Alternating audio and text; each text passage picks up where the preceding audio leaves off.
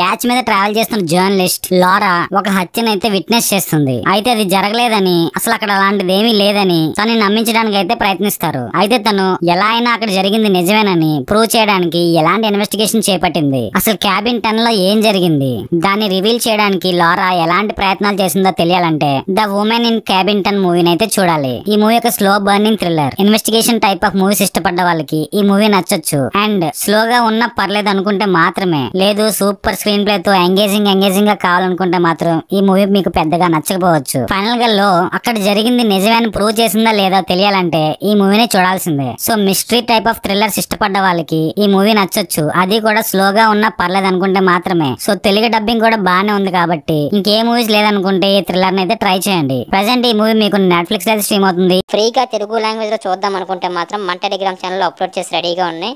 మన Telegram channel link అనేది నీకు తెలుసు, నేను కింద వీడియో లింక్ ఉంది, ఓపెన్ చేసి చూడమని చెప్తా అని. అదే ఓపెన్ చేసే చూడు.